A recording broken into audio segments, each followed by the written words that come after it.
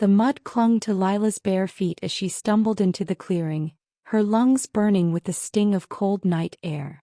The moon hung heavy above the trees, but its silver light only sharpened the cruelty in the eyes of the wolves gathered around her. She stood at the center of the circle, head bowed, clutching the small slate she always carried to speak for her. Tonight, though, they hadn't even let her write a word. "An Omega doesn't raise her eyes when the council speaks," snarled Marcus the Beta, his voice cracking like a whip. His hand shot out, jerking her chin upward. Gasps rolled through the pack as he forced her to look at him. "Mute little Lila thinks she can watch alpha matters from the shadows." Lila's throat ached as if her voice might claw its way out, but nothing came. It never did. Silence was her prison, and tonight it was her sentence. The rival she-wolf, Claire, smirked from the edge of the crowd, her sharp features gleaming with satisfaction. "She's nothing," Claire drawled. "A broken thing. Let her be punished." Lila's hands trembled. She wanted to scream, to tell them she wasn't broken, but no sound could ever leave her lips. He tightened her fists instead. Her body remembered the lash of humiliation, the sting of always being overlooked, dismissed, treated as less. But the fire inside her had never gone out. Then came the horn. A long, shattering note that froze the gathering. "Hunters." The pack scattered to defensive positions, but Marcus's grip on Lila's chin lingered a beat too long, as if daring her to run. He didn't. Something had already pulled her toward the tree-line, something darker than her shame, heavier than her silence. She saw it then in the shadows beyond the forest. A caravan of iron cages rolling on wagon wheels, pulled by human men. The stench of silver and wolfsbane hit her nose like poison. She staggered back, clutching her throat. Wolves. Inside the cages. Wolves she recognized. And in the largest cage of all, his figure sat slumped in chains. Blood streaked his temple, his chest heaving shallow breaths. His wrists bled raw against the shackles, but his eyes, those storm-gray eyes, lifted, burning through the bars, locking onto hers.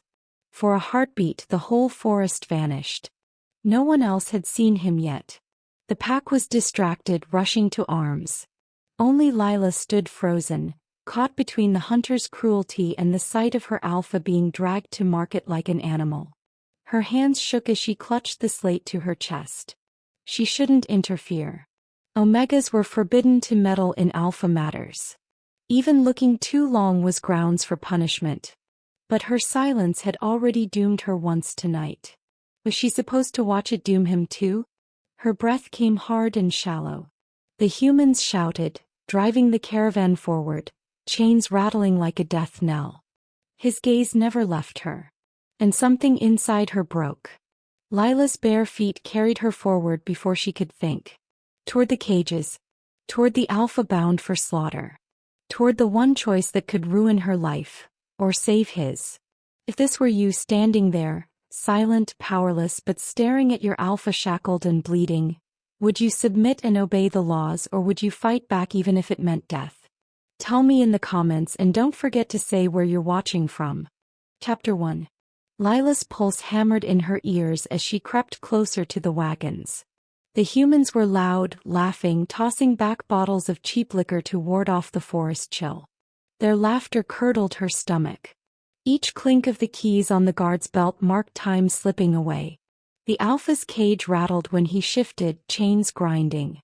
She froze, breath caught in her throat, terrified that even her silence might betray her. The hunter's fire burned low, throwing orange sparks into the night.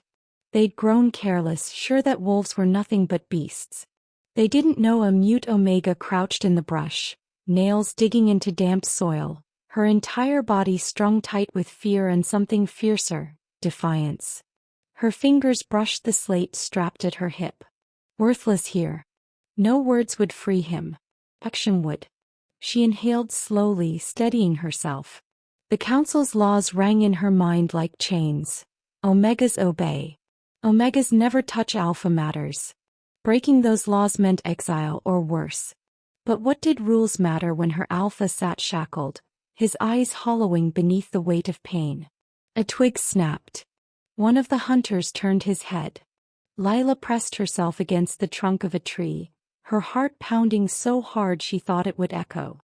His eyes scanned the brush, narrow with suspicion. She swallowed hard, lips parting in silent prayer. Finally he spat into the dirt and turned back toward the fire. Lila moved.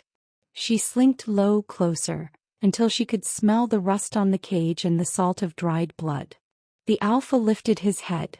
Moonlight caught in his storm-gray eyes, weary but alive, and for the first time Lila felt seen, not as a broken omega but as something more. His lips parted as if to speak, but a guard barked, "Shut up, dog," and struck the bars with his boot. Lila flinched at the clang.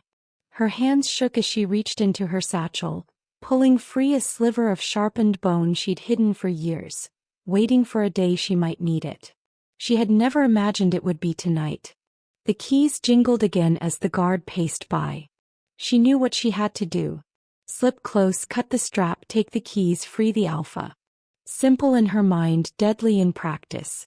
Her throat constricted. She had no voice to call for help, no power to fight if caught. She had only shadows and willpower. She edged forward. The alpha's gaze tracked her every move, a storm bottled behind his bruised face. For one suspended breath, the world narrowed to just them, the captive king and the voiceless girl. Then the ground betrayed her. A rock shifted beneath her foot.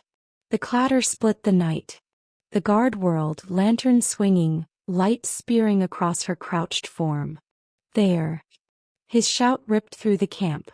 Lila bolted toward the cage. The alpha's chains rattled as he surged upright, his body colliding with the bars in desperate urgency. Her fingers brushed iron, skin scraping raw. Lanterns flared, boots thundered, shouts filled the night. She gripped the bars and pressed her face close. His breath was hot against her skin. For the first time she wished harder than anything for a voice, to cry out, to command, to beg. But silence was all she had. The alpha leaned in, whisper rough through cracked lips. "Run." Her body froze. Behind her, footsteps crashed closer, blades unsheathed, silver glinting. Before her, the alpha's storm eyes seared into her, pleading and demanding all at once. Lila's fingers refused to let go of the bars. Her choice was here now. Save herself, or defy every law and save him. The hunters closed in. The world exploded into motion. Lantern light blazed across the clearing, cutting jagged paths through smoke and mist. The hunters' boots slammed against the earth, weapons flashing as they surged toward the cages. Their shouts tore at Lila's ears, but all she could hear was the alpha's raw whisper, echoing inside her. "Run." Her body wouldn't obey. Every nerve screamed to flee, yet her hands clung to the bars. His storm-gray eyes locked onto hers, fierce despite the bruises. They weren't the eyes of a man resigned to death. They were the eyes of a leader daring her to choose. Lila chose. She dropped to the dirt, sliding beneath the wagon before the nearest guard's blade could find her. Dust filled her nose, choking her lungs, but she crawled faster, heart hammering. The guard cursed, kicking the ground where she had been a breath before. His lantern swung wildly, light splintering across the cage. The alpha pressed his bound wrists against the bars, the metal shrieking. Chains cut deeper into his skin, blood dripping onto the straw. He wasn't begging for freedom. He was buying her seconds. Lila reached the rear of the wagon and spotted the guard with the keys. They jingled against his hip, taunting her. He paced, barking orders, too focused on the chaos to notice a small shadow slinking behind him. Her stomach knotted. She had never stolen, never fought, never stood so close to death. But her silence had always forced her to study, to observe what others missed. She timed his steps, counted his pauses, watched the swing of the keys. When he leaned forward to shove another guard, she moved. Her hand darted out, fingers snatching the ring in a single desperate grab. For an instant, the cold bite of metal in her palm felt unreal. Then the guards spun, eyes narrowing. Lila ducked, sliding beneath the wagon again as he roared. The keys clattered against her chest, heavy as fate. She scrambled toward the Alpha's cage, ignoring the shouts growing louder. Hands reached for her ankles. She kicked, wild and panicked, and broke free. The Alpha's gaze burned with shock and something else. Hope, as she crawled out beside his cage. Her hands fumbled, trembling so hard the keys slipped once, twice before she found the right one. The lock clicked. The sound rang louder than the hunter's curses, louder than the clatter of blades. For the first time, freedom whispered. The Alpha shoved against the door, chains clanking, but his strength was waning. Lila pushed with all her weight, the door creaking open. A hand shot through, seizing her wrist, not to harm but to steady. His skin was hot, fevered, yet grounding. "Why?" he rasped. She had no way to answer. Her throat tightened as she pressed the keys into his shackled hands, willing him to understand. Her silence wasn't weakness. Tonight it was her weapon. A hunter lunged, sword gleaming. Lila barely had time to flinch before the Alpha moved, chains still biting his flesh. He swung his bound wrists, the iron links cracking against the man's skull. The hunter crumpled, blood darkening his temple. Gasps erupted around the clearing. Wolves in neighboring cages surged against their bars, snarling. Chaos erupted, and the humans finally realized what was happening. The mute Omega had freed their most dangerous captive. "Grab her!" someone shouted. Hands clawed for her again, rough and unyielding. Lila stumbled, but the Alpha was there, shielding her body with his own. His chains rattled as he forced himself between her and the blades, every movement sharp with defiance. "You'll die for this," a hunter spat, raising a silver dagger.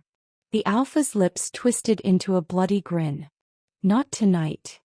He surged forward, the chains snapping as he tore the last lock free. The sound was thunder rolling through the night. Wolves howled in unison, cages rattling, the forest itself trembling with the storm of their fury. Lila's chest ached as relief and terror mingled. She had done it, defied the pack, defied the humans, defied the silence that bound her.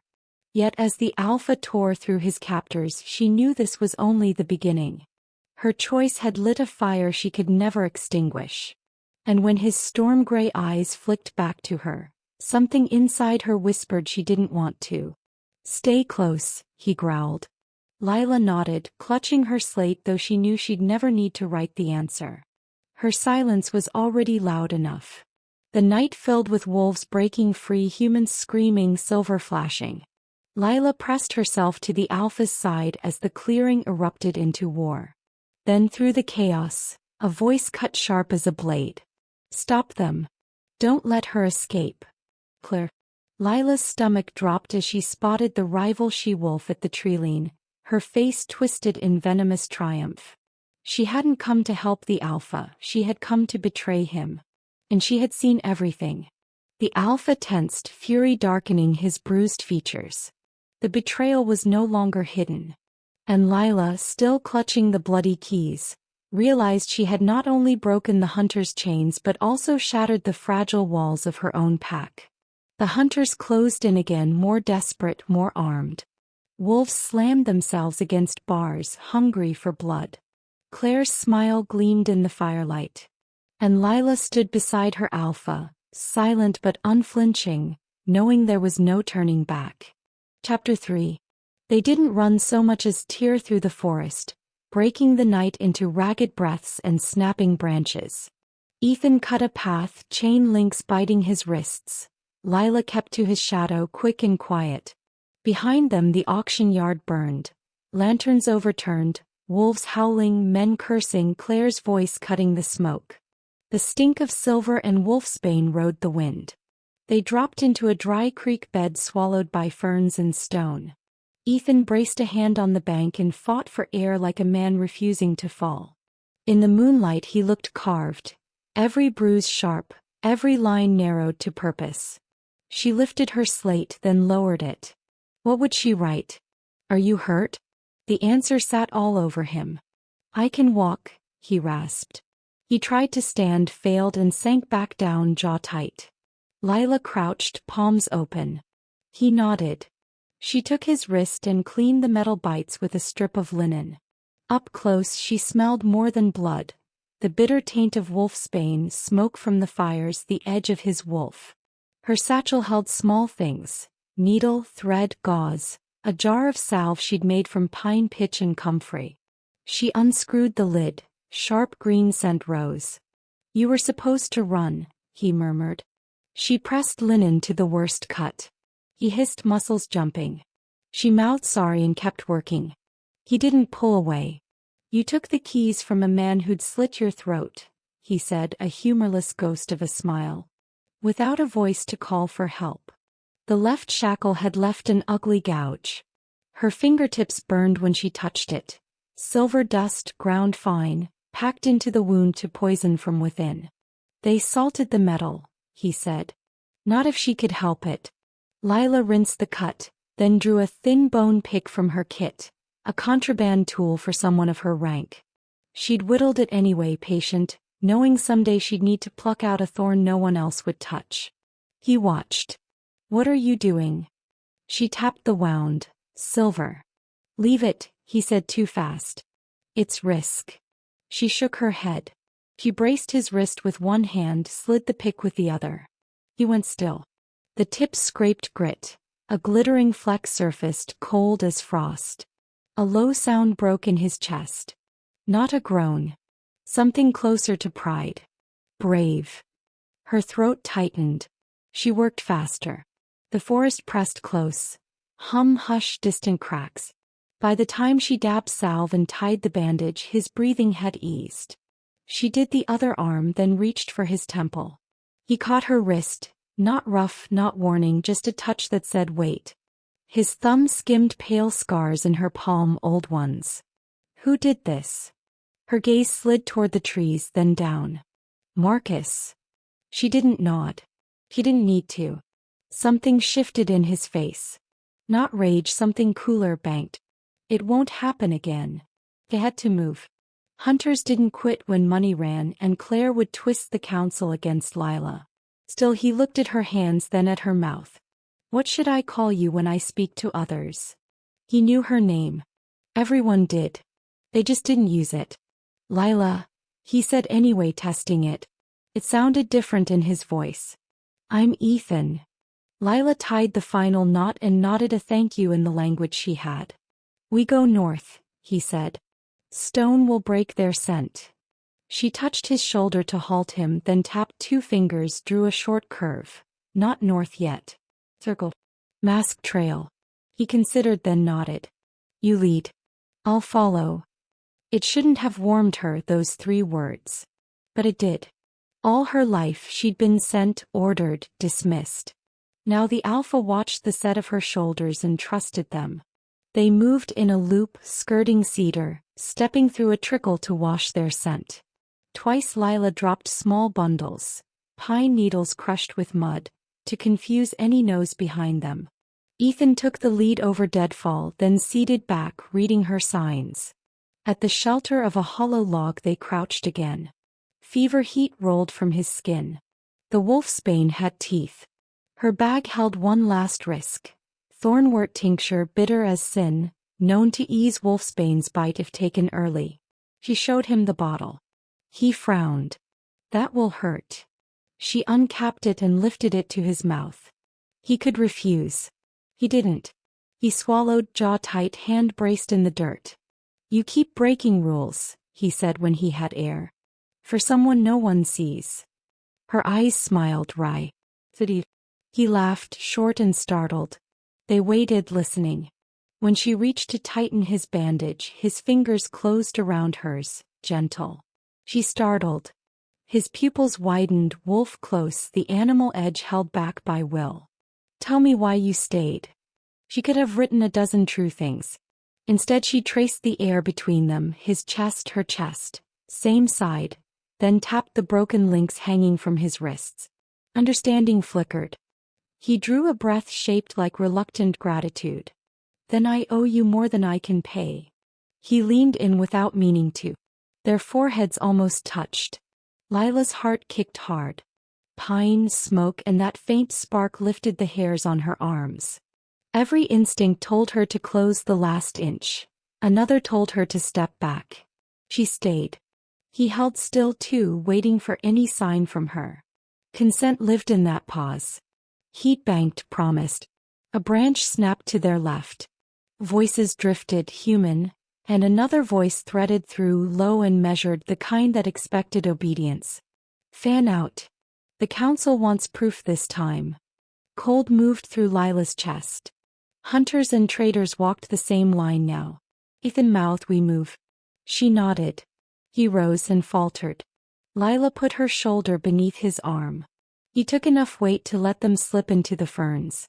10 paces later the stink hit. Wolfsbane in cloth, silver sweated into leather. Light licked the ground where her foot had been. Tracks, a man called. Small. She's with him. Claire's laugh answered, thin and triumphant. Of course she is. Little Lila thinks she's a heroine. Lila's lungs forgot how to work. Ethan's hand tightened at her waist, a quiet anchor. His mouth brushed her ear. On my count we break right. 2 heartbeats and you're ahead of me. Don't look back. She shook her head, fierce. Together. He sighed once. Together, he amended. A silver-tipped arrow thunked into bark inches from her cheek. Now, Ethan breathed.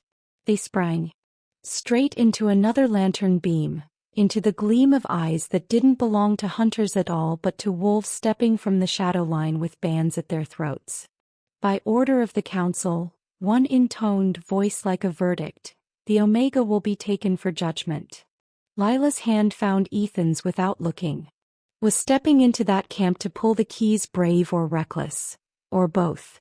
Tell me in the comments and say where you're watching from. The banded wolf lifted his head and scented, gaze pinning Lila. Somewhere beyond, another arrow hissed. The first whisper of its flight brushed her skin. Chapter 4. By order of the council, the Omega will be taken for judgment. The banded wolves fanned out, gray coats ghosting through fern and shadow. A silver-tipped arrow thrummed past Lila and quivered in a tree. Ethan stepped in front of her before the leaves finished trembling. Even hurt, he felt like a wall, heat, bone, and will. Stand down, he said, voice low but carrying. You aim at me, you aim at your alpha. The lead enforcer, a square-shouldered wolf named Rite, didn't lower his bow. His eyes flicked to the bands at Ethan's wrists, the fever heat in his skin, the way Lila's hand clutched his forearm. The council orders the Omega seized, he repeated. She broke law. Interfered in alpha matters. Punishment is lashes, then exile. Claire's perfume arrived before she did, sweet, sharp, wrong in the wild. She stepped out of the dark with a smile meant for crowds. You heard him, she purred to the enforcers. Do your duty. Ethan didn't move aside. Touch her, he said, and you answer to me. Rite's jaw worked. Answer to the council first. Branches cracked behind them. More wolves, more metal. The hunters were out there too. Lila could smell wolfsbane and oil riding the wind. A trap closing. Ethan lifted his chin. Then we take it to the circle. Now. He looked at Rite until the man looked away. If the council wants judgment, they give it under stone, not in a hunter's beam. Rite hesitated. Tradition shackled even men who like to swing new chains. He lowered the bow a fraction. To the circle. They moved as a grim procession through the trees. Ethan walking despite the tremor in his legs, Lila tucked to his side. Enforcers at their flanks. Claire on the edge of the path like a shadow that smiled. Twice Lila felt Ethan's balance falter. Twice she slid her shoulder under his arm before he could fall. No one spoke praise for the way she made his stride steady. They watched, measuring, waiting to carve her down with law. The circle sat in a bowl of rock where the forest fell back. Torches burned along the rim, light pooling on the old slabs. Wolves gathered fast, rank by rank. Lila felt eyes crawl over her like nettles. Omegas clustered at the back, heads low. Marcus stood near the council stones, arms folded, face clean of expression. Beside him Victor, older, careful, a man whose voice could sound like wisdom while it counted coins. Victor raised a hand. Alpha. His eyes skimmed Ethan's bandages, then Lila's slate, then the broken links at Ethan's wrists. You are alive. Fortune favors the pack. It favors the brave, Claire said lightly. And the foolish. One of those stands beside him. Lila kept her face still. She could take cruelty. What burned was the flicker of agreement in some of the eyes beyond Claire. The easy story people told when they were afraid. That help arriving in the wrong body isn't help at all. Victor turned to Lila. You interfered in matters above your rank. Do you deny it? She lifted her slate, chalk trembling, and wrote in clean, small letters. I saved my Alpha. She held it high. A ripple of sound passed over the circle. Some scoffed. Others shifted as if the words had weight. Marcus snorted. You broke law. Intent doesn't matter. Lashes at dawn. Exile by dusk. He nodded to Reed. Take her. Reed strode forward. Ethan moved first. He stepped between Lila and the enforcer, shoulders squared, chin lifted, his body a line drawn on stone. When Reed reached, Ethan shoved him back with the heel of his hand. Reed stumbled, shock wide on his face. Public, Ethan said, voice cold. You want to make an example of an Omega? Make it in front of me. Claire's brows rose, delighting in the spectacle. Victor's mouth thinned. Alpha, you know the law. I do, Ethan said. And I know another. The right of shelter. Any pack member who saves the Alpha's life stands under his protection until an inquiry is complete. Victor blinked. The law was old, dusted by seldom use, but it was real. Marcus's jaw flexed. That right is for warriors. It says member, Ethan said. Read it. Victor's expression didn't change, but something behind his eyes clicked and counted. The circle murmured. Shelter meant no lash, no exile. Yet. It meant time. Victor lifted a palm to still the noise. We honor law. The Omega stands under the Alpha's shelter until inquiry at dawn. He paused. But for the safety of the pack, both are held in the house until then. His gaze slid to Ethan's wrists. And the Alpha submits a sign of restraint while injured, to prevent rash acts. Claire's smile widened. A silver collar. Only until dawn. A hiss ran through the circle. Silver on an Alpha was insult and injury both. Lila's stomach turned to ice. She gripped Ethan's sleeve before she knew she'd moved. Marcus looked pleased for the first time that night. Ethan didn't look at Marcus. He looked at Lila. The fever brightened his eyes, but his voice stayed steady. We take the house, he said. Dawn will come. She shook her head, fingers tightening. Oh. She touched the bandage at his wrist, then her own chest, then drew a small circle on the slate. My fault. He set his hand over the chalk and closed her fingers around it. Pie choice, he said, low enough that only she heard. Pie pack. Then he straightened, walked to the post and knelt. The circle went quiet as a held breath. Reed brought the collar. Even at a distance Lila could smell the silver, bright and wrong, the metal that made wolves sick. Reed hesitated, hate and duty warring on his face, then lifted the band. Lila stepped forward before she could stop herself. She reached for Ethan's shoulder, palm warm on heat, and he glanced up. Not a plea, not a command, just a steadying line between them. She wanted to pull the collar away with her bare hands. She wanted to spill slate and chalk in silence on the stones and break the night with a voice she did not have. The silver closed with a soft, final sound. Ethan's throat worked once. A tremor moved through him and was gone. He set his hand on the ground and stood without help. The pack watched, and a new story edged into the old one. Strength as endurance, not cruelty. Power as protection, not pain. Some faces changed. Claire saw it and bared her teeth. Victor spread his hands. At dawn, inquiry. Until then, house. They walked him and Lila across the circle. The house wasn't a dungeon. It was worse in some ways. Wood and stone at the edge of the grounds where shame could grow a crowd. Torches lined the path. Lila felt eyes on her spine like weights. Inside, the holding room smelled of cedar and old rain. Bars cut the space into two stalls. Victor gestured to the closer one. The Omega.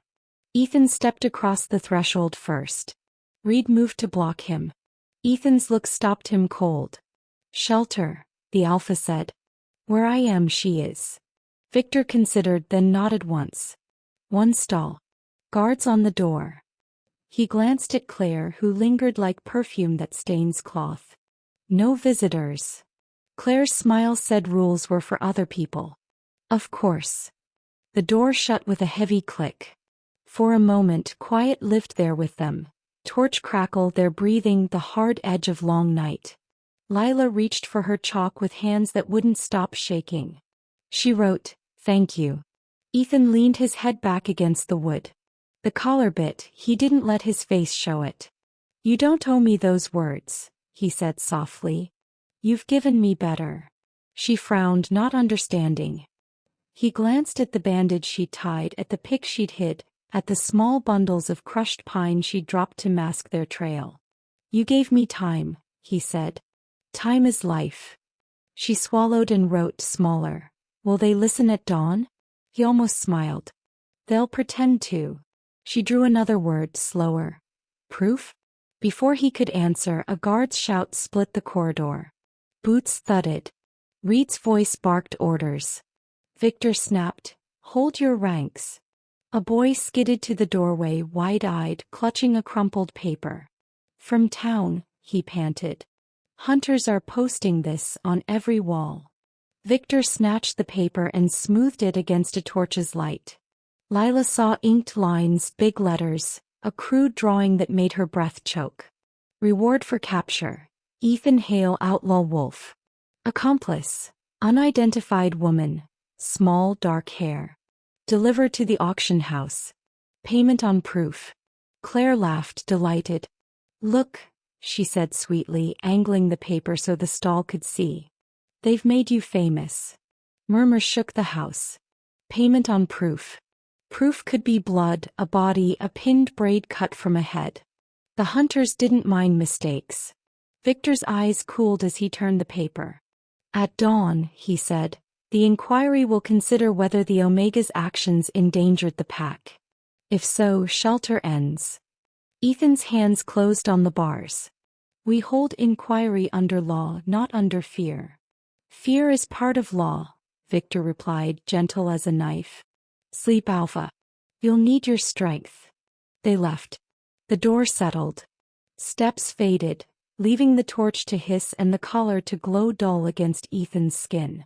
Lila wrote, heart pounding, "If shelter ends?" Ethan looked at the bars as if he could bend them by wanting. "Then I break it," he said simply. She shook her head hard. "Oh." Then smaller, "There's a way." He studied her slate, then her face. "Tell me." Lila tapped her satchel. The hidden tools, the tinctures, the small illegal skills no one counted, and then drew 4 letters she'd never shown anyone on packed stone. Rite. His breath shortened. "You take the right of truth?" She nodded. "It's wolfsbane stone," he said. "It could kill you."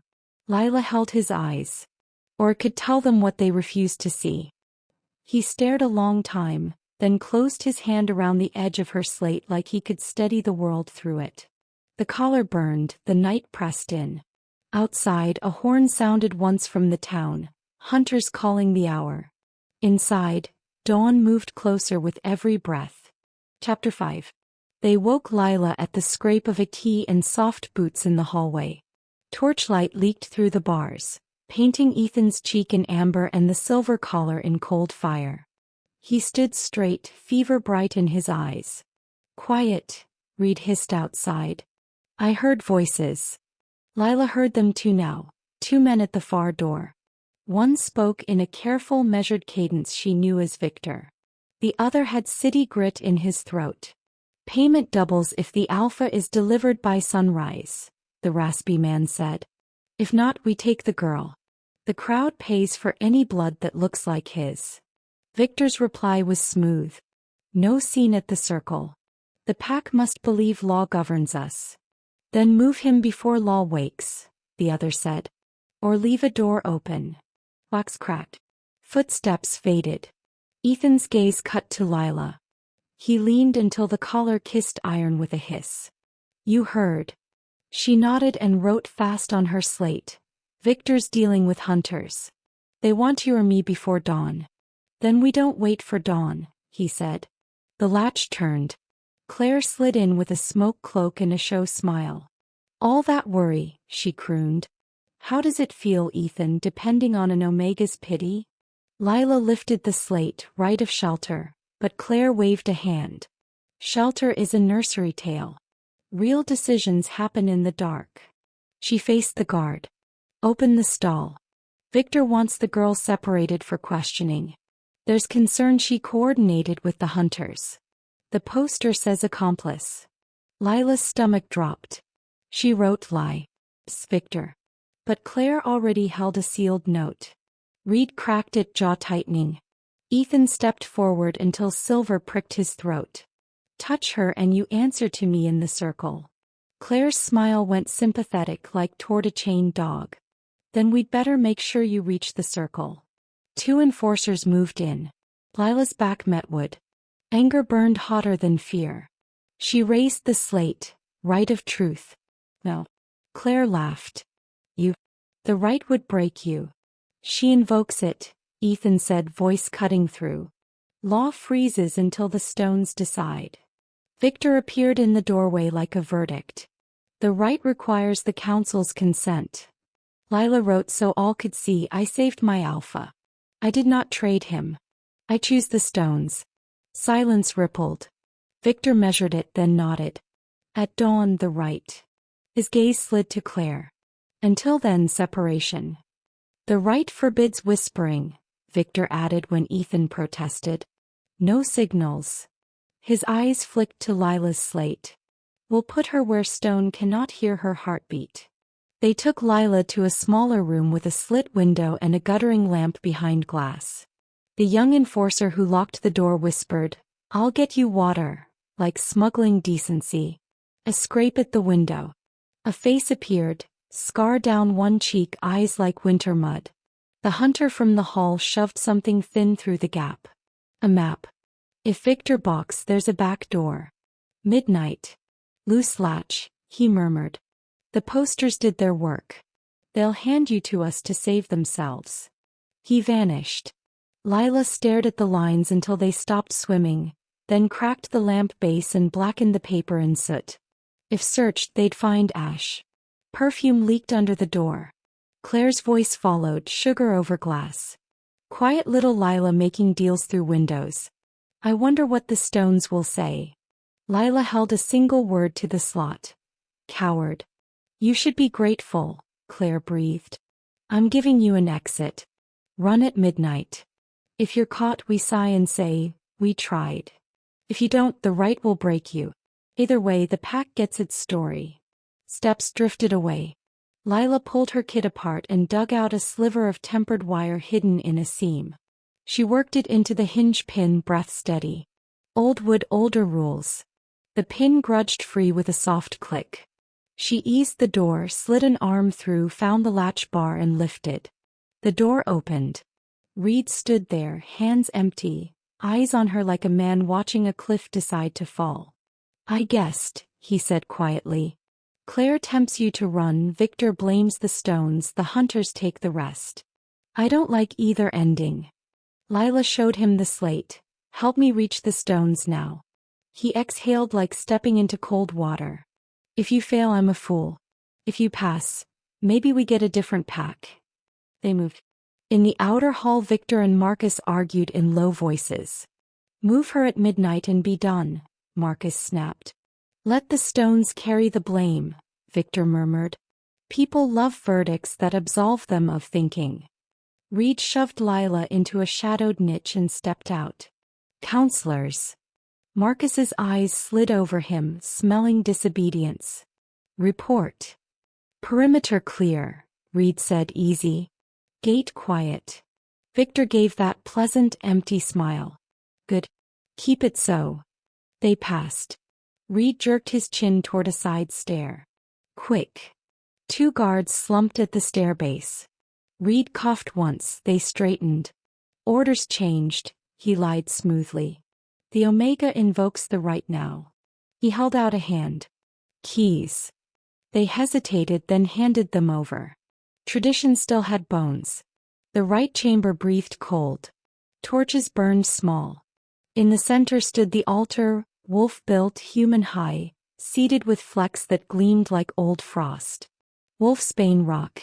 Lila's knees threatened to buckle, she walked anyway.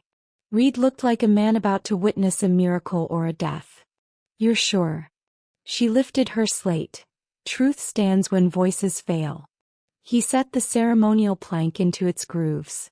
Once it starts, no one helps. Not even him. Her eyes stung. She wiped them with the heel of her hand and set her palms to the stone. Pain sang up her arms like wire pulled tight.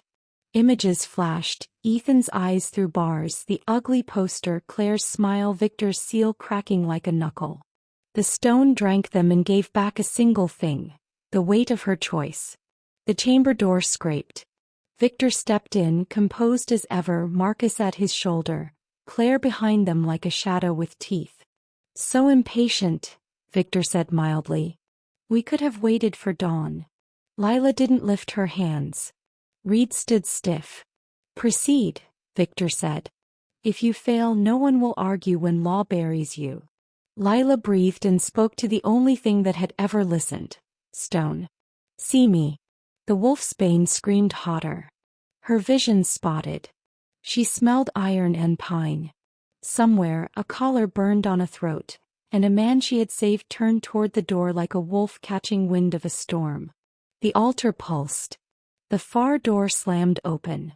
Ethan filled it, silver at his neck, fury in his eyes, 2 stunned guards behind him like toys tipped over. Get away from her, he said. Victor's smile finally cracked. Claire's lips curved. How romantic, she murmured. Let's see if love talks louder than stone. Lila held the altar as the rite gathered itself, pain climbing her bones like fire on a ladder. The chamber waited to decide whether she lived or broke. Chapter 6. They came for Lila with rules on their tongues and fear in their eyes. She didn't take her hands off the wolfsbane stone. Heat ran from her palms up her arms like tight, singing wire. The altar thumped under her skin. Across the chamber, Victor stood with Marcus and Claire, patience stretched over hunger. Reed hovered near the door, torn. End it, Marcus said. She can barely stand. She invoked the Rite, Victor replied. Let the stone work. Ethan filled the threshold, silver collar dull at his throat, 2 guards groaning behind him. He didn't cross the line, he knew he couldn't while the Rite bound her, but his eyes were steady on Lila. Hold, he said. The stone pushed heat through Lila's bones. Chains, keys, a swinging lantern, the ugly poster inked with his name. Images flickered and sank. Her knees shook. She pressed harder. Victor's voice curled soft. The Rite tests truth, not courage. Let go and we'll be merciful. Claire smiled with teeth. No one will blame you for failing, little Lila. You were never meant for alpha matters. Humiliation tried to rise. She thought of Ethan's quick, surprised laugh. Of Reed's quiet yes. Of the alpha's eyes through iron. Truth, Ethan said. Pain spiked. Blood welled along her palm and fell. It hit the stone and hissed. Not flesh against poison. Rain on hot ash. Where the blood touched, wolfsbane dulled and crumbled to gray powder. Silence. Reed whispered first. It died. Victor's composure slipped. Claire's smile faltered, then sharpened. Trick, she said. Something under the skin. Lila stared at her hand, stunned. The pain in that patch had cooled. Again Ethan said. Another bead. Another hiss. More wolfsbane went to ash. The altar pulsed. Once, twice, as if choosing what truth to hold. Reed looked to Victor. What law speaks to this? None, Victor said at once. So the council interprets. The wall behind the altar rippled like heat. Shadows formed. Men in town clothes trading coin, a council seal pressed to wax, a knife kissing a poster before the nail bit wood. Names weren't needed. Marcus swore. Reed went pale. Even Claire stopped smiling. Illusions, Victor said easily. Rites, interpret. Ethan's laugh was soft and lethal. The stone shows bargains you thought no one saw. Lila held on for one more breath. A last image burned. The auction wagons at the tree lean, a hand signaling from shadow. Not human. A wolf with council bands. Who is that? Reed asked. Claire tipped her head. Hard to tell, shadows. The altar dimmed, spent. Lila sagged. Enough, Ethan said from someplace older than law. The Rite released like an unclenched fist.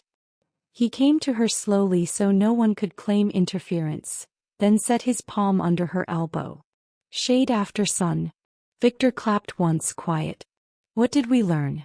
That the Omega believes she is right. Belief isn't truth. You saw the bands, Reed snapped. And a girl's blood on stone, Victor answered. Perhaps wolfsbane weakens when exposed to fear. There are studies. Ethan turned. Name the law. The stone spoke. Inquiry at dawn weighs it, Victor said. Until then the Alpha returns to holding. The Omega. She stays with me. Not with that collar, Victor replied, gentle as a knife. Restraint remains. The far door blew inward. A horn wailed outside, human and hungry. Shouts, the smash of wood under iron. The house shook. Reed ran to the door and swore. Hunters at the gate. 5 wagons and a ram. Those posters brought half the town. Marcus bared his teeth. Arm every able body. Victor's hand shot out. No. Let them see order. If we spill in the house, we give them their story. Another crash. Hinges screamed. Ethan's eyes cut to Lila. Can you walk? She nodded, legs unsteady. Victor rounded on her, pleasant gone. You forced our hand. Hunters don't come without help. Submit to confinement. Claire's perfume slid across the room. Or let them take her, she said lightly. A gift for peace.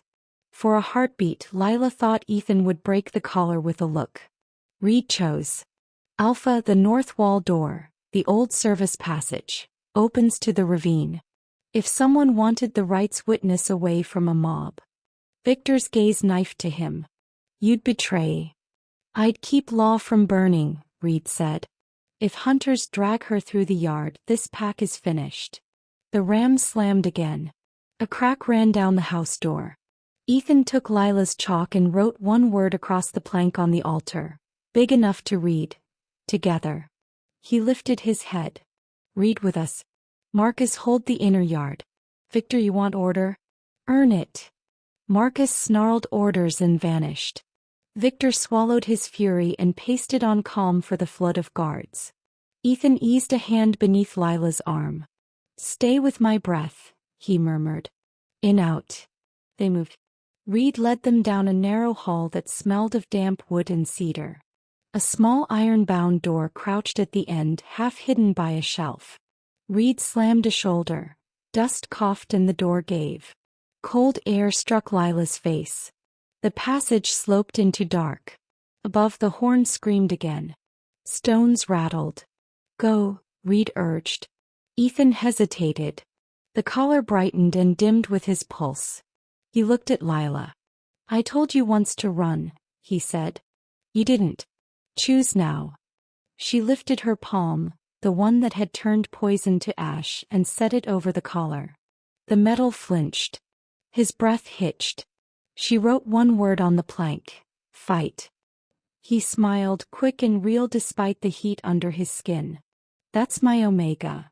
They plunged into the passage as the house door tore free and the mob roared. The tunnel narrowed until Ethan's shoulders scraped stone. Water ticked ahead. Lila counted steps, 8 to a breath, to steady the Rite's afterburn. Left at the split, Reed whispered. Rite drops to the river. A thin seam of night appeared. Reed wedged fingers under a rusted grate. Metal shrieked and stuck. Lila slid her pick beside his hand and levered. The hinge popped. Ethan helped her through first. Cold fern air shocked her skin. Above, the horn sounded again, 3 short blasts. Breach. They crouched in moon-washed dark, ravine falling away. Ethan's temple touched hers for a beat. North Ridge, he murmured. We take height. At dawn we carry truth in on our feet. Chapter 7. They climbed the ravine in bruised moonlight, breath turning white in the cold. The North Ridge rose like a spine from the forest. Ethan moved steady despite the collar's drag, and Lila matched him, watching his balance, reading the tremor that came and went like a swallowed storm. Reed followed, listening to the night. Below, the house boiled, horns, orders, a crowd that wanted a story more than truth. The posters had done their work. Fear had opened the town's gates. Dawn will thin them, Reed said. We won't wait for their courage, Ethan replied. At the ridge they saw the town's lanterns waver like angry wasps. Between that light and the forest, wolves massed, rank lines, council bands catching firelight. Victor stood on a boulder, speaking to both sides at once, hands slow, voice smooth. Marcus stalked tight and angry. Claire hovered near Victor, a perfect listener with a knife behind her smile. A horn cut the air, one long, two short. Reed went still. Council signal. Shelter revoked. Banishment by the border path. They'll sell it as peace. Ethan's jaw worked. The collar brightened and dimmed with his breath. Lila lifted her slate. If I go, they stop hunting you. Ethan's eyes flashed. If you go, they learn they can buy safety with your blood. Shouts climbed the hill. Enforcers approached, Reed's second, Talia, at their head. She raised a decree. Ethan Hale will present the Omega at the border before first light. Refusal is abdication. Ethan didn't move. Are we men who trade a woman for quiet? Talia's face flickered. Alpha, the town is at the gate. Victor says we hold them with order. Victor sells fear as order, Ethan said. We're here to keep blood off stone, Talia answered, sadness under iron. She looked at Lila. If you walk, the crowd calms. He stays Alpha. We buy time. Lila wrote, small but firm, I choose the border. Ethan caught her wrist. No. If they strip you, who protects the pack? Wind pressed at his hair. He turned to Reed. Prepare the path. No spectacle. They descended. Wolves formed 2 lines. Some would not meet Lila's eyes. Others did and looked away first. She walked between them with her slate to her chest like a shield. Ethan paced at her side, body a warning around a wound. Victor met them by the old pine that marked the border. He lifted his hands. Law is pain so the pack can live. Mercy is private. Order is public. We honor both. You honor trade, Ethan said. Victor's smile never cracked. You honor one girl above 100 souls. Lila stepped forward. I walk by my choice. Below it, small for Ethan alone. Find truth. Bring it back. Witness, Victor called. The Omega accepts the border. Claire stood behind him, beautiful as a lie. Bravest thing she's ever done, she murmured. And final. Ethan took Lila's hand. He looked at her like a man memorizing his way home. He lifted their hands so both lines could see. This Omega stood between me and death. If she crosses, it's because I respect her choice. If anyone follows to harm her, I will take their name and make it ash. He pressed his forehead to hers for one suspended breath. North of the creek, he murmured. The old watch hollow. I know the woods. He let her go. She stepped across the pine's shadow. Air changed, thin, cold, emptied of pack. Reed fell in beside her for 3 paces, head bowed like a man escorting a queen no one else saw. "Forgive us," he said and peeled away. He didn't look back. Beyond the border, trees were sparser. Old snares hid under leaves, rusted teeth grinning. The town's smell rode the air, ale oil temper. At the creek she crouched, then stopped. Moonlight warped on the surface. She touched it with a twig. It fizzed brown. Wolfsbane leech. Upstream, Sax bled poison, an old hunter trick.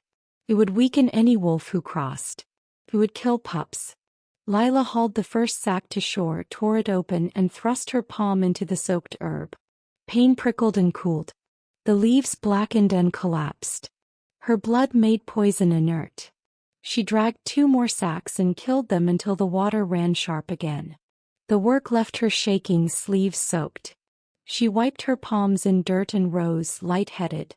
Murmurs rolled behind her like a tide she refused to hear. Someone spat.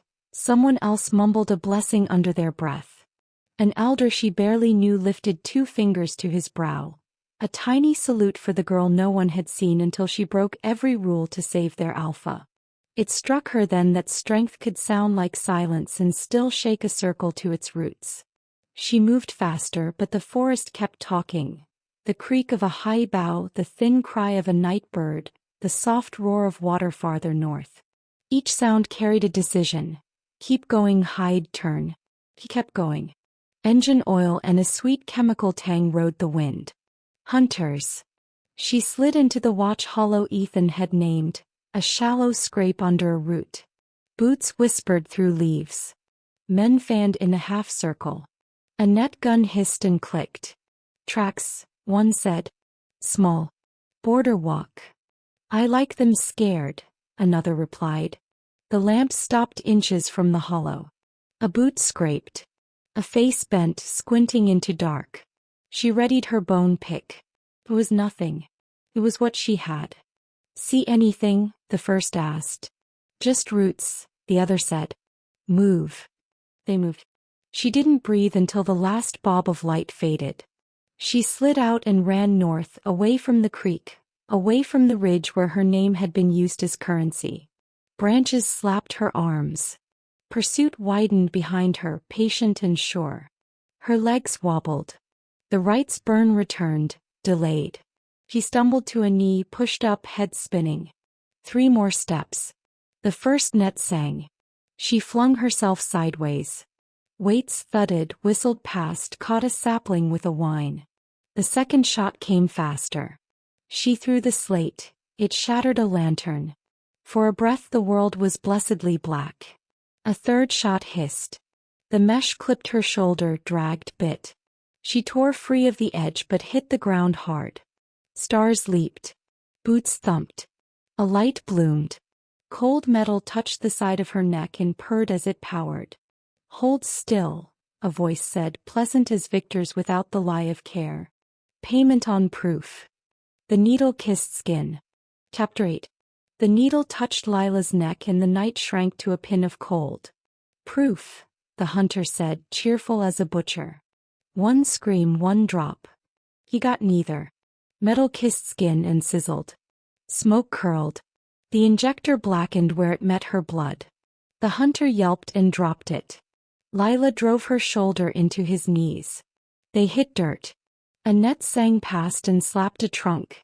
She rolled, flung the ruined injector downslope and ran for the cut between 2 boulders Ethan called the Fox Gap. Lanterns slashed the dark. Silver burned the air. Then the forest exploded. Wolves burst from shadow, 3 then 5. Reed barreled through a net. Talia slid low and precise.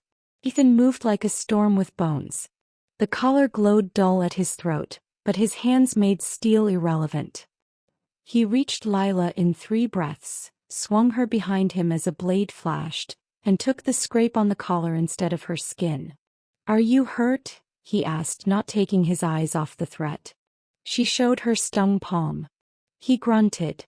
Stay close. Hunters broke. They hadn't come for war, only spectacle. Rage. Reed barked. They'll regroup. Across the saddle, Ethan said. We choose ground. His palm met Lila's back, steadying, then pushed her forward. The ravine opened under a narrow bridge, old planks silvered by weather. The river roared so hard it thought over thought. Lila stepped onto the swaying wood and felt her knees go liquid. Halfway across, a plank snapped under Reed. He dropped and caught a beam. The river clawed him like a hand.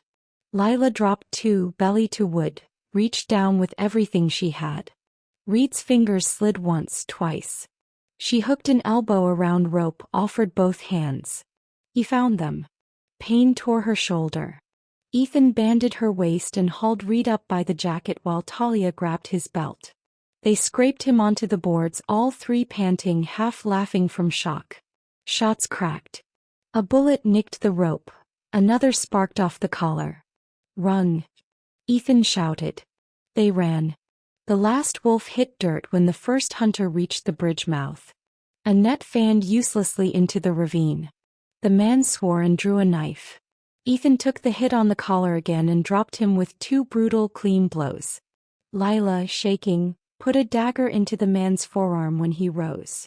Ethan finished it and the river swallowed him. More hunters piled on the bridge. Talia slashed a support rope. The span lurched. Men froze. Second rope. Reed yelled. "Wait," Ethan snapped. Across the ravine, Claire stood with three enforcers, torch in hand, smile bright and wrong. She lifted Flame to the dry grass. "The wind," Reed started. "Will carry the story," Claire finished. "Smoke drives wolves to town. Panic pays." She tilted the torch. Ethan swayed. Lila grabbed his arm. Choice stacked in her chest like stones. She ran. "Lila." She slid down the dirt cut and came up under Claire's reach. The torch dropped. Lila caught it with bare hands. Fire bit. She shoved the flame into wet moss. It died with a hiss. Claire's fingers knotted in Lila's hair. "Girls like you are ink," she spat, jerking hard. Lila turned and drove her forehead into Claire's face. Bone met bone. Claire yelped and let go. Ethan's voice landed like a verdict. "Enough. You'll lose them for her," Claire said thickly. "I'll keep them because of her." Claire bared her teeth and flung a second torch toward the grass. Lila caught it mid-arc, flame licked her palms, and guttered, turning the wood dark where her blood smeared. Fear crossed Claire's face. "What are you?" "Mine," Ethan said. Hunters surged. Talia cut the second rope. The bridge sagged, tore and went. Screams clipped short. The ravine took wood and noise together. Smoke drifted. Hearts learned new speeds. Ethan turned to Lila. He hovered his hands over her scorched palms until she nodded, then wrapped them in his. "You keep stepping between me and death," he said, voice rough. "Say yes or no and I move with it." She held his gaze and lifted one shoulder. "I choose this." He exhaled, something like a laugh catching on relief. He rested his forehead against hers for one steady beat. Not claim, only yes. A tremor went through her arms now that the danger had stepped back half a pace. The blisters on her palms rose angry and bright. Ethan lowered to one knee and breathed against the burned skin, cooling it with air and care, a strange, tender ritual for a man everyone called ruthless. "I told you to run," he said, but there was no heat in it. He mouthed, "You did." "I didn't." "I know," he said, almost smiling. "And I'm done asking you to be smaller than you are." Reed leaned against a rock, still catching breath. "Never seen fire die like that." "Her blood kills wolfsbane," Talia said, wiping a blade clean. "Maybe it starves Flame." Ethan glanced at the collar and then at Lila's hands. "Or maybe she's the antidote to more than poison." He looked away first, as if the thought was too big to hold and fight at the same time. Lila wrapped her palms in strips torn from her own sleeves. She tied each knot with her teeth and one shaking finger. Ethan's hands edged in, asking without words to finish the last knot. She let him. His fingertips were careful in a way that made her throat ache. "If I don't make it to dawn," he said softly, still working the cloth. "Hear me now. I choose you. Not because you saved me. Because you don't look away. He swallowed, the collar gleaming dull at his throat. Say you understand and I'll carry that through whatever comes. She held his eyes and nodded. The nod said yes to truth and to the weight of it. It was the closest thing to a kiss the night would allow. Shouts rose from the townward path. More men, more torches. Behind them the pack gathered, watching with new eyes. Dawn, Ethan said. Public. Under stone. Before that, Reed said, you should see what Victor set on the yard. They climbed to a ledge. Below, wagons formed a half circle around the house. On each, a nailed board. On each board, a poster, Ethan Hale, outlaw wolf. Accomplice. Unidentified woman. Payment on proof. Victor spoke to townsmen with careful hands and to wolves with careful eyes, selling fear as order. Lila's fingers closed around Ethan's. He squeezed back once, a vow pressed into skin. Whose side are you on now? Reed asked, not looking away. The alpha who breaks old rules or the man who promises quiet? They watched the yard and the river answered for no one. Whose side are you on now? The alpha who breaks the old rules or the man who promises quiet? Tell me in the comments below. Chapter 9. Dawn unstitched the night by degrees, gray first, then a thin wash of gold over the pines. The stone bowl filled, wolves rank by rank, townsmen at the rim with posters in their fists, hunters lurking like stains.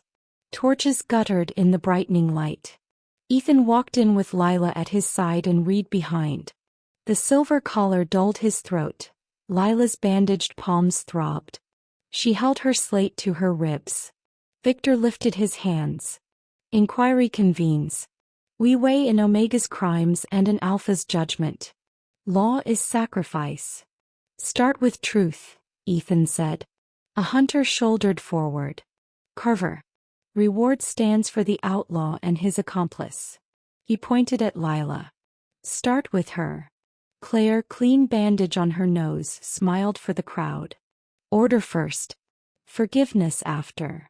Lila stepped ahead of Ethan, raised the slate and wrote in large strokes the stones could read. I saved my alpha. I did not sell him. Reed's voice carried. Let the right speak. Murmurs moved. Victor's smile thinned. Rite's interpret. Emotion colors stone. Reed's jaw set. The stone showed council bands in a hunter's shadow. Carver snorted. Shadows are cheap. Proof is paid. Ethan tapped the collar. You call this order. Take it off. Restraint while wounded is wisdom, Victor replied. My blood doesn't write your story, Ethan said and looked at Lila. She lifted a palm to the band. Heat met skin then cooled. A gray bloom smoked along the seam. Ethan gripped the edge and pulled. The collar snapped and fell into dust. The sound landed like a verdict.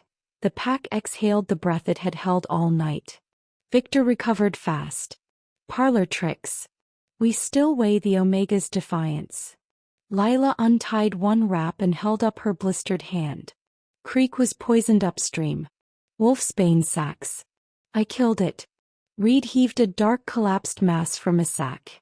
We found 3 more, he said. She saved the bend where the kids drink. A woman from town pressed forward, face white. My boy swims there. Carver waved her away. Wolves planted those sacks. Reed shaved wolfsbane from a spearhead onto a flat stone. Show them. Lila pressed her palm to the green dust. It hissed and turned to ash. No scream. No trick. A sound rose that wasn't cheer or prayer but something between. An anomaly, Victor said. Law remains. Law protects the pack, Ethan answered. Who poisoned the creek? Who opened our house? Who traded an Omega for quiet? His gaze fixed on Victor then Claire. Name your creed. Carver's crossbow lifted. The string snapped. The bolt flew for Lila's chest. Ethan moved. The shaft bit his shoulder and punched through. He rocked, stayed up. Lila reached him, blood already slick. Her palm met the black paste and ate it to gray. Reed snapped the shaft and flung it at Carver's boots. "Arrest him," Ethan said steady. "Alive." Talia's enforcers surged. Hunters drew, townsmen shouted. The moment bent toward slaughter. Lila climbed the central slab and wrote in strokes that shook, "Strength protects, not punishes." She turned the board to town, then to wolves, and drew a small circle with us inside. Old wolves looked at each other, then at her. Sticks lowered. A murmur ran like rain. Reed lifted a sealed note, the order to separate Lila in the night. "Your seal," he told Victor. "And a hunter's map to our door. I took coin last winter for salvage rights." The Rite didn't lie. I did. Silence changed temperature. Claire lunged, blade bright. Lila turned, steel-kissed bandage, and skipped. Ethan caught Claire's wrist and squeezed until the knife rang on stone. "Enough," he said. "You tried to buy a seat beside me with her life. Step back." Victor stared at the sticks flattening across the circle. "Mercy makes widows," he said. "Pain keeps men in thrones," Reed shot back. Ethan faced the crowd. "You want blood as policy or protection as creed? Decide in daylight." The vote was older than hands. Elders set their walking sticks flat or upright. One by one sticks lay down. A few stayed stiff, but most made a floor. Talia's voice cut clean. "Counselors Victor and Claire, stand down. You answer before stone." Carver twisted to run and found wolves where exits had been. He sank to his knees, small now that daylight measured him. Ethan turned to Lila. The world narrowed to breath and the river beyond the trees. He held out his hand, palm up, a question in front of everyone. "I choose you if you choose me," he said. "Not as shield. As partner. As the voice I'll learn to hear." Her heart knocked so hard it hurt. She set her blistered palm in his. He didn't lift it like a trophy. He brought it to his chest, over the bruise where the bolt had tried to live, and closed his eyes for one steady beat.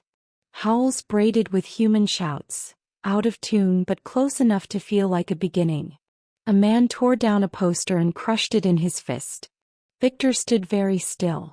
Reed's note looked like a mirror he didn't want. "This ends badly," Victor said, but the line had lost weight.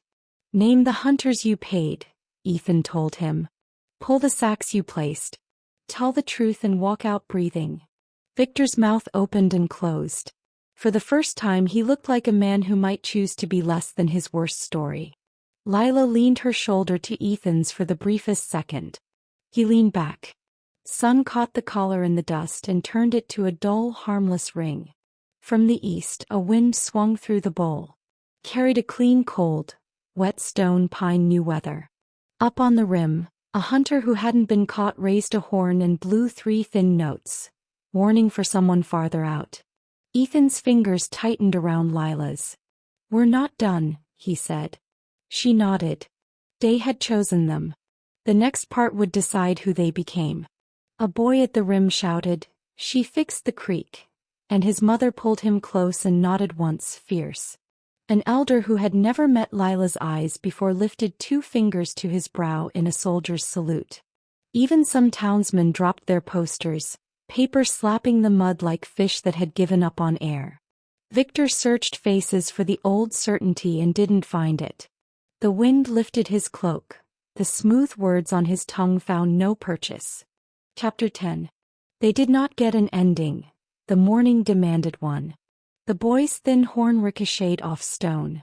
On the rim, men poured from the trees, 30 at least, led by a bull-shouldered hunter in a dark coat with a stitched wolf patch. His face was cheerful wrong. "Good morning, animals," he called. "Return the outlaw and his girl. Posters pay." Ethan stepped forward, blood drying where the bolt had punched through.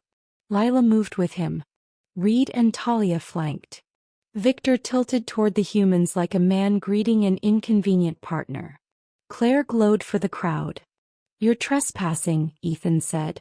"We're collecting," the man replied. "Name's Dalton. I own the auction till noon and the road after. Hand over the girl and keep your trees." He waved. Men kicked 2 crates open. Inside sat canisters packed with green powder. Wolfsbane smoke. Dalton smiled. Easy way or the way that makes legends. Pins yanked. Lids coughed green. A light wind slid the cloud downhill. Lila ran into it. Lila. Ethan's voice cracked like storm break. The smoke burned, then faltered where it touched her skin, curling thin. She wrenched a lid wider, plunged both hands inside. Powder hissed and collapsed to gray. She hauled the dead canister into the next and killed that too. Bolts snapped past. She rolled, came up gray to the wrists and slapped the rim of a 3rd crate. Its breath died. Wind pushed the cloud toward townsmen. Panic rippled. Rite swore.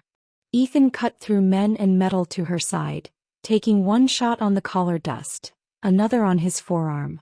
Wolves formed walls, pushing civilians toward clean air. Old Law bent around new choices and did not break. Dalton's easy face cracked. He pulled a pistol and leveled it at Lila's back. Claire's hand caught his wrist, smiling like a friend. Not yet, she purred. He fired anyway. Ethan stepped in front of it. The hit took him high and knocked him to a knee. Lila slid to him. Blood surged. Her palm killed the wolfsbane in the wound. Blood still came. He looked up through pain and something fiercer. Say yes, he whispered. Say it so I can shift without fearing I didn't hear you. She pressed her forehead to his. Consent whole and bright. He let go. Bones spoke. Cloth tore. The collar dust smoked. Where a man had kneeled, a gray wolf rose, scarred, storm-eyed, breath a banner. Townsmen crossed themselves. Dalton stumbled back. The wolf looked at Lila, then the rim. He did not charge. He walked like a king. Dalton tried to reload. Rite hit him. Talia knocked the pistol into mud. Wolves took sensible positions. 2 on each crate, 2 at the paths, 3 around elders. Dalton yanked a boot knife and lunged for Lila. The wolf met steel with teeth and flung him into a cart. Dalton crawled, grabbed a fistful of ash and hurled it. It did nothing. Lila twisted his wrist until the knife fell. He spat and laughed. She pressed her palm to his cheek. The laugh died as if a fuse had been cut. The wolf set a paw to Dalton's chest and looked at Victor. Rite's voice carried, "Name the creed, punish or protect. Choose in clean air." Victor stood on a cliff no one else could see. Claire's smile searched for an audience and didn't find one. Sticks tipped flat. Even townsmen lifted palms in uneasy truce. Something older won in Victor's face. Enough. Dalton, your men leave our border by noon. Any who step into our would again answer before stone. Dalton writhed. You think scratches and sermons make law? I'll be back. You won't, the wolf said, voice a rib-deep rumble. Go tell town the creek is clean because of the girl you called nothing. Bluster failed. A mother with a boy on her hips spat at Dalton's boots. He left. The wolf lowered until his forehead touched Lila's bandaged palms. She laughed once, hoarse with relief, and set her hands to his fur. Heat steadied. He shifted back because she had said yes. He took her hands, public and unarmored. Old law says Omegas watch from the edge, he said. New law says anyone who protects the pack stands in the center. By right of shelter, and by my choice as alpha, I claim Lila Hale as partner. Not shield. Equal. Silence hit, then broke, howls, rough cheers, a few thin protests that thinned in the sun. Elders flattened sticks. The bowl throbbed with agreement. Victor looked at Claire without perfume or plan. You'll answer, he told her. For keeping you in control, she said. For mistaking control for safety. He signaled Talia. Enforcers stepped to either side and did what law is supposed to do when it remembers its job. Ethan faced the pack. Council stands down pending a vote. Read Talia, interim till dusk. First act, codify shelter for any rank. Second, outlaw trade with hunters. Third, open the creek to witnesses. He looked at Lila last. Fourth, Learn what we refused to see because you were quiet. She wiped her slate and wrote, "We begin." He smiled, tired and real. Now someone bandage this hole. Laughter spilled. Reed shoved a dressing at Lila. She pressed it to Ethan's shoulder. He sucked a breath and didn't pretend. Honesty felt like sunlight. Around them posters came down. Wolves hauled dead canisters to burn and bury away from roots. An elder asked Lila, awkward and sincere, to show the children the clean bend. She nodded and pointed. He bowed as if she had thrown a rope. Ethan leaned close, voice for her alone. Ready for the quiet after the noise? She thought of the creek at dawn, of a door left open on purpose. She nodded. He kissed her, unhurried, certain, a public vow held as gently as a secret. The bowl softened as if a pain had found its shape. On the rim, a horn tried a last thin note and failed. Morning held. The pack held. And Lila, ash on her hands and the alpha's heartbeat under her fingers, let the new story begin. She stepped onto the central slab one last time and lifted her slate to both wolves and town. Strength protects, not punishes.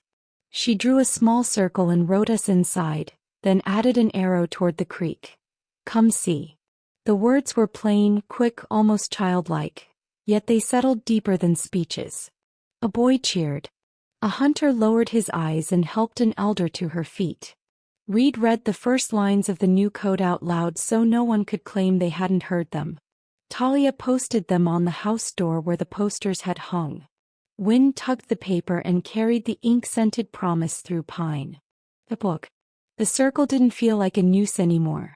Lila stood where she'd once been forced to kneel, the same stones underfoot, the same pines keeping their tall counsel. But morning lay warm on the rock, and faces that had once slid past her now held steady. Children crowded the front with damp cuffs and leaf crowns. Someone had smuggled a puppy into the line and it slept on a shoe like a warm stone. Ethan set a rolled parchment on the center slab and unbound it. Reed read, voice even. Shelter applies to every rank. Trade with hunters is outlawed. Council serves under audit. The creek and house remain open to witnesses. And the last line. He paused, glanced at Lila, then spoke it the way a man speaks a new prayer. Strength protects, not punishes. Sticks went flat without a fight. No one cheered. They just breathed like people who had been holding air for years. They walked together to the bend in the creek. Sunshot water wrinkled around their boots. Talia brought out the sacks they'd dragged from weeds, dead wolfsbane gone gray, and stacked them for burning far from roots. Lila knelt at the bank and showed two boys how to read the surface. The shimmer that looked wrong, the sour smell she hoped they'd never know again. She didn't press her palm to the water. No one asked her to. They had strips of charcoal now, simple and dark, dipping and lifting, turning clean. A mother nodded, then squeezed Lila's arm in thanks. Back at the house, the door that had once been a Target wallpaper with ink still fresh. The new code pinned where the posters had hung. Someone had swept the collar dust into a jar and set it on a shelf beside the old seals. A reminder of what they wouldn't wear again. Ethan found her in the shade. He carried her slate like it belonged to both of them and tapped the corner with a thumb. I'm learning your shorthand, he said, half proud, half shy about it. 2 lines for wait, 3 for together, that little hook when you mean now. She smiled and wrote, you're slow. He laughed, the sound unarmored. I am. But I'm listening. They didn't kiss then. They didn't need to. He caught her hand and slid 2 fingers over the healing blisters, reverent as if they were crowns. Around them, the pack pulled down the last of the old boards, fed them to a small, stubborn fire, and carried out buckets like a shared heartbeat. Claire and Victor were gone, awaiting judgment before stone, not rumor. Dalton's wagons had rattled back to town without their swagger. At dusk, wolves gathered for the first run since the vote. Ethan looked at Lila. Not a command, not a question, just the space where her choice lived, and she nodded. They ran north, the ridge shouldering them higher, wind combing sweat into cool. When they reached the overlook, the town lay soft and far, and the creek glittered like a thin blade made harmless. He shifted because she touched his cheek and nodded again. The gray wolf moved in the open without a collar, easy for the first time since chains. He circled back and lowered his head until his forehead touched her thigh. She pressed both palms to his fur and felt the promise settle. Not king and subject, not shield and burden, partners. Night rose. Owls asked their old questions. On the way home, Lila lifted her slate to the path and scratched a small circle with us inside. Ethan stepped so his boot didn't smudge it. Back in the bowl, elders settled. The puppy woke and tumbled after a leaf. A boy tugged his mother's sleeve and pointed at Lila. "That's her," he whispered, not like gossip but like naming a star. Lila looked to the place where she had once been held by the chin, where law had been used like a blade. She set her slate on that stone and wrote the line one last time, clean and steady, for wolves and townsmen and the trees that kept secrets. Strength protects, not punishes. Ethan laced their fingers and lifted their hands. Not high, not for spectacle, just so people could see how simple a vow could be. The pack's sound wasn't a cheer. It was something truer, relief turning into belonging. Later, at the water, they watched the current take the last threads of gray and carry them out of sight. Lila leaned into Ethan's shoulder. He leaned back. The new story held. "What was your favorite moment from this story? The first key she stole, the Rite, the bridge, or the claim in daylight? Tell me in the comments. Don't forget to tell me where you're watching from and subscribe to my channel for more werewolf romance stories.